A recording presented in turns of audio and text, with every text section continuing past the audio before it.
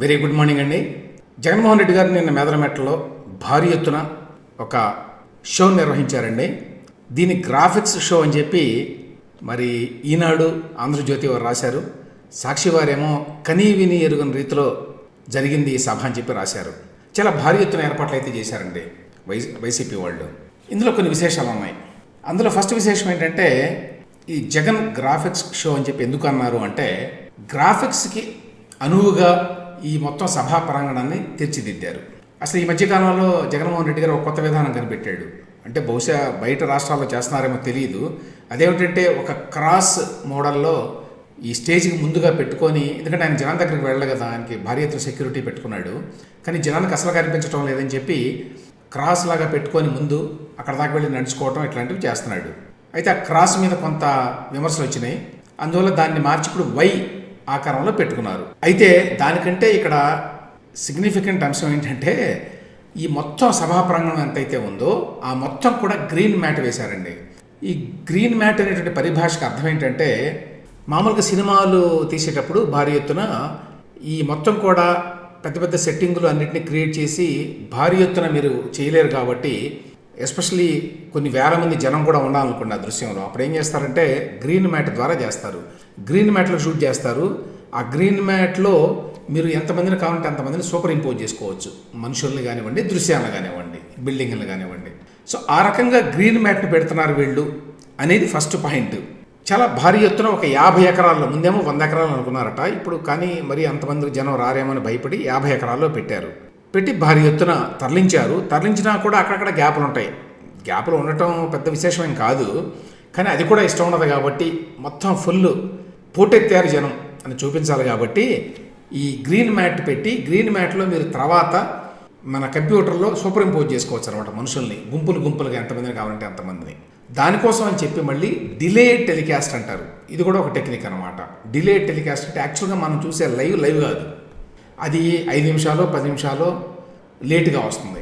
ఇప్పుడు పెద్ద పెద్ద ఇంగ్లీష్ వార్తా ఛానళ్ళు కానివ్వండి, బయట అమెరికాలో కానివ్వండి, ఇట్లాంటి చోట్ల 1 నిమిషం 2 నిమిషాలు లేటుగా ప్రసారం చేస్తారు లైవ్ అని చెప్పేదాన్ని. ఎందుకంటే ఈ లోపల ఏదన్నా కావాలంటే మార్చుకోవచ్చు అనమాట. సో ఆ డిలే టెలికాస్ట్ అనేదాన్ని వీళ్ళు ఒక 10 నిమిషాల వరకు డిలే చేసి కావాల్సిన వాటిని అన్నింటినీ చొప్పించవచ్చు అనమాట. ఈ లోపల ఆ దృశ్యం మీద సూపర్ ఇంపోజ్ చేయొచ్చు. అలా చేస్తున్నారు అనేది వీళ్ళు చెప్తోంది. ఈ ప్రసంగాన్ని ఆలస్యంగా ప్రత్యక్ష ప్రసారం చేస్తున్నారు. సభా ప్రాంగణం అంతా కూడా గ్రీన్ మ్యాట్ వేశారు. ఎందుకోసం వేశారు అంటే గ్రాఫిక్స్ తోటి కనికట్టు చేసేటువంటి యత్నం. 15 లక్షల మంది వచ్చారు అని చెప్పి చెప్పుకుంటున్నారండి వైసీపీ వారి సభకి. 15 లక్షల మంది రావటం అనేది దాదాపుగా అసాధ్యం. భారీ ఎత్తునే వచ్చారు బహుశా. అసలు అందులో పట్టేదే 2.5 లక్షలు, 50 ఎకరాలు అనుకుంటే. కాబట్టి జనం అయితే వచ్చి ఉంటారు ఖచ్చితంగా. 1-2 లక్షల మంది అయితే వచ్చి ఉంటారు. ఎందుకంటే భారీ ఎత్తున తరలించారు కదా, కాబట్టి ఆ మాత్రం కూడా రాకుండా ఉండరు. అందులో జగన్మోహన్ రెడ్డి గారు అంత ఫోకస్డ్గా చేస్తారు వాళ్ళ పార్టీ వాళ్ళు, కాబట్టి ఆ మాత్రం వచ్చి ఉంటారు. కానీ 15 లక్షలని ప్రచారం చేసుకున్నారు. ప్రచారం చేసుకోవటమే కాదండి, ఈ ప్రచారాన్ని దేశవ్యాప్తంగా ఎట్లా ప్రచారం చేస్తారు అనడానికి మీకు ఎగ్జాంపుల్ ఏంటంటే, సోషల్ మీడియాలో చాలా బలంగా ఉంది వైసీపీ. దేన్నైనా సరే నిమిషాల మీదనే ట్రెండింగ్ చేస్తారనమాట. అంటే దీనికి కావాల్సింది ఒకటేనండి, ఒక జనాన్ని కూర్చోబెట్టి ఒక 200-300 మందిని కూర్చోబెట్టుకుని ఒక ఆఫీస్లో మీరు సిస్టమ్స్ పెట్టుకొని ఒక్కొక్కళ్ళు 10-20 అకౌంట్లు పెట్టి, లేదు దేశవ్యాప్తంగా కొంతమందికి డబ్బులు ఇచ్చి, దీన్ని మీరు కనుక ఈ హ్యాష్ ట్యాగ్ పెట్టి, ఈ ఫలానా సిద్ధం మేదరమెట్ల అను, వైఎస్ జగన్ అను, వైఎస్ జగన్ ట్రెండ్స్ అను, వైసీపీ ట్రెండ్స్ అను, అట్లా ఒక హ్యాష్ ట్యాగ్ పెట్టి పెడతారు. వైఎస్ జగన్ అగైన్ అని పెట్టారట ఈసారి. సో ఎక్స్ అంటే ట్విట్టర్లో గత కొద్ది రోజులుగా అబ్జర్వ్ చేస్తున్నాను నేను, ప్రతిరోజు ట్రెండింగ్లో ఉంటుందన్నమాట ఏదో ఒకటి వైసీపీకి సంబంధించింది, జగన్మోహన్ రెడ్డి గారికి సంబంధించింది. సో ఫేస్బుక్, ఇన్స్టాగ్రాము, ట్విట్టర్ అన్నింటిలో కూడా హోరెత్తిస్తారు, అందులో డౌట్ లేదు. ఎందుకంటే భారీ ఎత్తున డబ్బులు ఖర్చు పెడుతున్నారు దీనికి. టెక్నాలజీ కూడా అవైలబుల్గా ఉంది. వీళ్ళు ఏ స్థాయిలో చేస్తారు అనడానికి ఒక చిన్న ఎగ్జాంపుల్ ఏంటంటే, ఎట్లాంటి హ్యాండిల్స్ ఉంటాయి ఆ పేర్లను బట్టి తెలుస్తుంది. వాళ్ళు తెలుగు వాళ్ళు కూడా కాదు, కానీ వాళ్ళు జగన్మోహన్ రెడ్డి గారి సభల గురించి ట్విట్టర్లోనో ఫేస్బుక్లోనో రాస్తారు.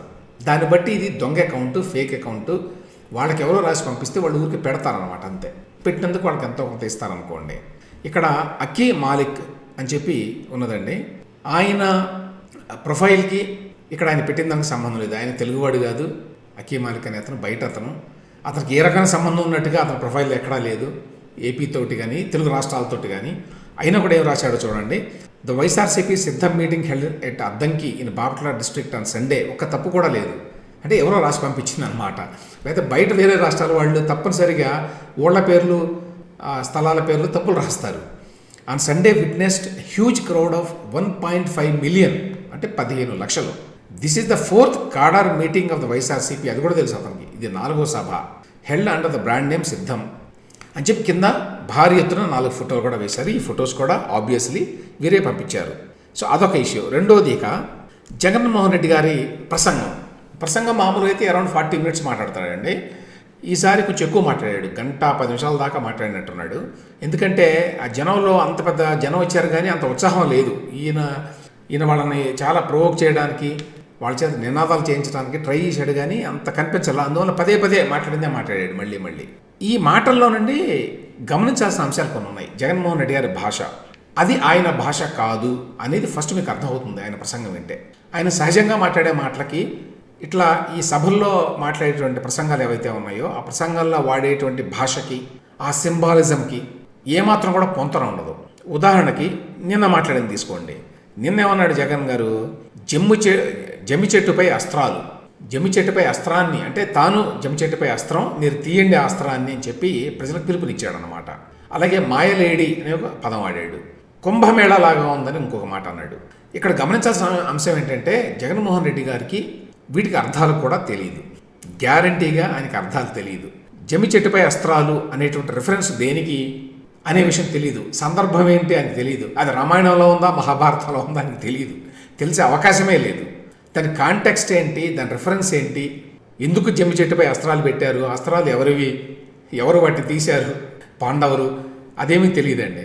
అలాగే మాయలేడి అనేది దేనికి రిఫరెన్సు, రామాయణంలో ఉందా మహాభారతంలో ఉందా మహాభాగవతంలో ఉందా అని తెలిసి ఉండదు. కుంభమేళా గురించి కూడా ఆయనకు తెలిసి ఉండదు. వినుండొచ్చు కదా ఆ పేరు. సో ఆ రకంగా ఎవరో రాసిచ్చిన స్క్రిప్ట్ని ఆయన చదువుతున్నాడు అనడానికి బెస్ట్ ఎగ్జాంపుల్ ఇది. అంటే లీడర్స్ అందరూ కూడా వేరే వాళ్ళ స్క్రిప్ట్లో రాయడము, వాళ్ళు చదవడం అనేది కొత్త విషయం ఏం కాదండి. ప్రపంచవ్యాప్తంగా ఉన్నటువంటి విధానమే అది. అయితే ఏంటంటే సాధారణంగా ఈ నాయకులు ఎవరైనా సరే వాళ్ళకి తగ్గట్టుగా రాయించుకుంటారు. వాళ్ళు మాట్లాడే భాషకు తగ్గట్టుగా రాయించుకుంటారు. వాళ్ళకి తెలియనటువంటి అంశం ఏదైనా అందులో పొందుపరిస్తే అది ఏమిటో తెలుసుకుంటారు మాట్లాడే ముందుగా. ఇక్కడ జగన్మోహన్ రెడ్డి గారు అసలు తెలుసుకొని ఉంటాడని కూడా నేను అనుకోను. ఆయన కనుక ఎవరైనా నిలబెట్టి ఏమండి జమ్మి చెట్టుపై అస్త్రాలు అని అన్నారు కదా అంటే ఏంటండి అని అడిగితే ఆయన చెప్పలేడు. ఎందుకంటే ఇచ్చిన స్క్రిప్ట్ని చాలా పద్ధతిగా నెమ్మదిగా చదవడం తప్ప యాక్చువల్గా ఆయన అర్థం చేసుకుంటున్నాడు దాన్ని అని చెప్పి అయితే నాకైతే అనిపించడం లేదు. రెండవది ఏంటంటే జగన్మోహన్ రెడ్డి గారి భాషలో ఉండేది చర్చి భాష అండి.